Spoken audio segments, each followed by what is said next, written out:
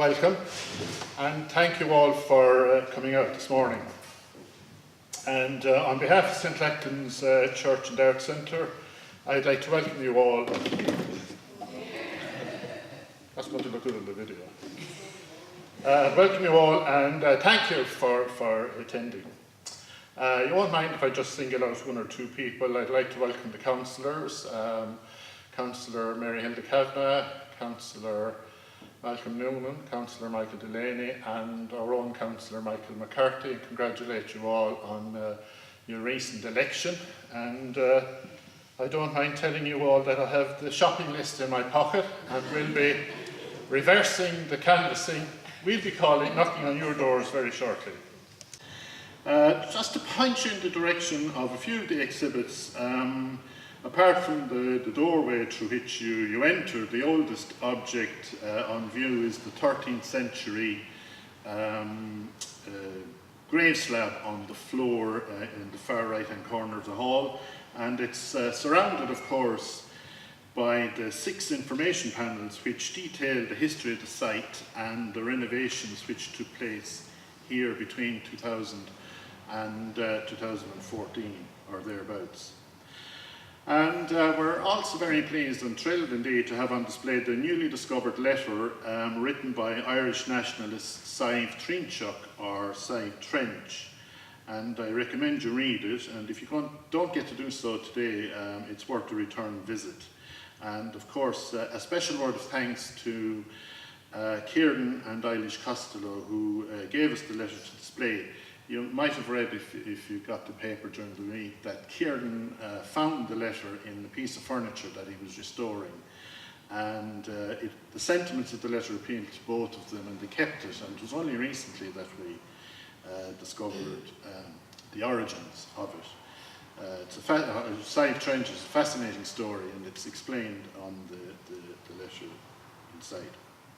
It's flanked by a wanted poster for James Stephens, the Fenian, Kilkenny's James Stephens, and on the other side by a memorial poster for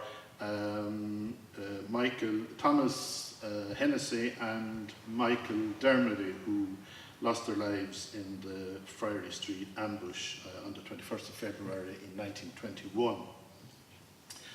And the display of billheads was donated by Dorothy Kennedy, and one of them in particular that I hadn't seen before was the James Dowling billhead. James Dowling had a shop in Kilkenny Street, and I hadn't seen a billhead of his before. Mrs. Dowling, we all remember his late wife. And the 2 education certificates from 1890 and 1892, I think, are also worth seeing, I think, from the point of view of the absolutely wonderful artwork that surround both the certs. And as well, just to direct your attention once again to the map of the graveyard, which we've moved to the back right of the church. It's not quite hanging yet, but the bracket is there for it. That was done by John O'Shea, of course, and it's a beautiful piece of work. Apart from being giving you directions to the graves, it's a beautiful piece of work. And also, of course, behind me on my left, the fabulous quilted wall hanging. Have I the correct title? I have quilted wall hanging, which Philip hand-stitched and presented last year. And they add greatly to the attractiveness of the building. And once again, of course, there are lovely examples of art and crafts on display, and those will be for sale throughout the summer. And I forgot actually the very fine plaster cast of the Clemente Castle Sheila na Gig. And I was looking up that, I'm sure Sheila could tell us more about it, but I was looking it up this morning, and there is actually a reason. It's placed on, that's a plaster cast, the original is placed on Clemente Castle, but it's placed on its side. And there is a reason actually for having it on its side, which connects it. There's the theory that it came from an earlier site and was placed on the Christian building, so that's why it's on its side actually. I came across that this morning.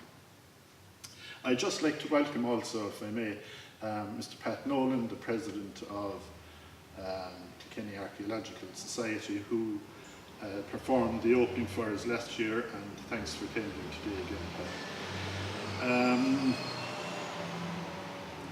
Incidentally, the plaster cast was made by Linda Venables and Ben Clark a few years ago, but it's the first time it's been on public display. And before I finish then, I'd just like to draw your attention to 2 dates. Last year we announced that the MCQ, or the Millennial Quarter Centenary of the death of St. Lachtain, will occur in 2022. And last year that was 4 years away, and believe it or not, it's now only 3 years away. And the way 6 months are passing, by December it'll only be 2.5 years away. So probably we will try and kick off a public discussion on how to celebrate that or commemorate it in the autumn. So please watch out for the dates for announcing a public meeting, just to get people's thoughts and see how it might be celebrated. And finally then, next year marks the 850th anniversary of the Battle of Clashcrow.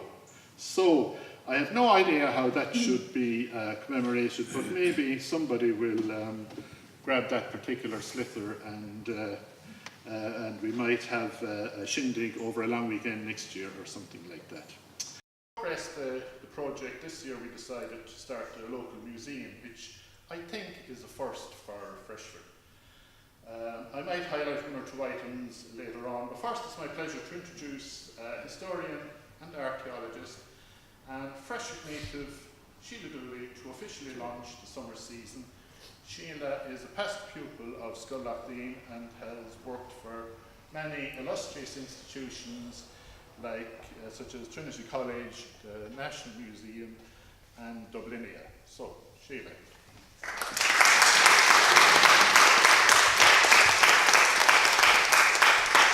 Thank you, sir. It will never be, Ned. It will never be. Well, I feel like an absolute imposter here, because what am I doing here, standing in front of you all, as if I have something important to say, but I'll do my best. And there's nothing more terrifying than seeing familiar faces in the audience rather than unfamiliar. So I'm imagining you all naked, just so you know, much easier that way.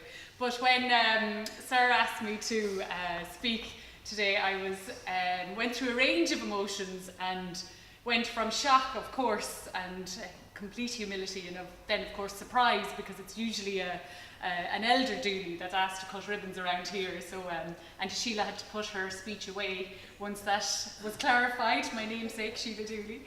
This valuable asset that we have, or this hidden gem in North Kilkenny, that with the help of everyone here will only begin to be spoken about even more and more through the wonderful work of what's happening here today. I suppose lessons learned for me in that instance was the sheer joy of discovery and using and interpreting our evidence. So as you see around you, I'm even looking around to see if there's any little clues of the past that might build on the picture we know about the church. And I'm imagining that, time and our evidence, can change and, be supplemented, but the human condition doesn't change. So today, where you're sitting, Auntie Sheila, someone might have, sat there 700 years and grieved the loss of somebody else, like we're grieving this week, or somebody else might have enjoyed the baptism of a child, or 500 years somebody else might have been married. We're still connected to that past and in this very sacred place. So that's something that we should continue to encourage and enjoy. But there's also a lovely instance of, I think as I'm standing here, of somebody even lighting a taper candle, which is what they would have done 600 years ago or earlier. And that's just lighting a little candle, just in memory of somebody they've lost, so that they spend less time in purgatory. And similarly with the excavations that were discovered here, we found that the closer you were buried to the altar and the closer you're buried to the church, you're less likely to, it's more potent, we'll say, you have less time in purgatory, and therefore, you're more wealthier people would have been buried closer to the altar as well, for that very reason. But it's important that we, and many of you are wonderful historians already, but that we interrogate the evidence and we ask questions and we ask more and more questions about, well, at the moment, where are the women? Where are the women in our histories? Because there's a lot of women here, we mustn't forget them. Where are the children? What are the other stories that we can find out? And there's some lovely work working on at the moment in Kilkenny in St Mary's Church. And there's parallels with St Mary's Church and Graveyard, now the Medieval Mile Museum, where they've found human remains. Well, archaeologists call it human remains, but we can think of them as people or our generations. That they've been found in the graveyard there on top of one another, layered over each other. And as Colleen O'Driscoll, the excavation director, suggested, it's like a can of sardines in there. You know, once you discover one burial, you find another one underneath or truncated by another. Whereas in Freshford, it's quite respectful. It seems to be that they're aligned in their own little plots, which is almost unusual. The little bit I've seen now, but it's almost unusual that there was that respect there. But really, when we're thinking about us and our place in the history of the church and the history of Freshford and the graveyard, you know, what is our legacy and what can we learn from the past? Because the more we look backward, the more we learn about our future. Come on in, we're all friends here.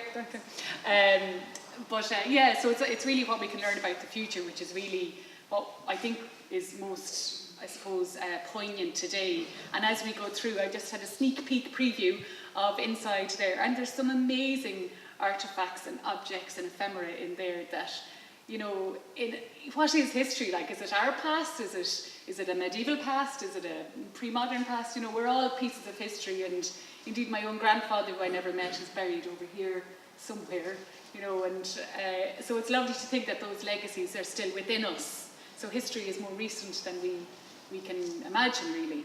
But I suppose with that kind of historical inquiry, we can get a greater perspective on our future. I literally went, how are you? Raised my hands as if it was seeing an old friend again, and then realised, what am I doing? But there was such a sense of connection with this object, really, but this beautiful thing that had so much meaning in so many different ways. And and that is that connection that we have with our past. For me, it was Head of an Old Man. Now it's the beautiful receipts even that are inside, and just go in and explore and think about what you're seeing and remember the people that were once there and once attached to it. And it's just it's a powerful thing, and that is our asset that's here today. And a credit to the team that are here and all they've done in promoting this wonderful story that's in our tiny little village of Freshford, and long may it continue. So without boring you further, the past has been, we look at the past, but thanks to the team here, you've built a future for us in Lachtain's, and long may it continue. So thank you very much.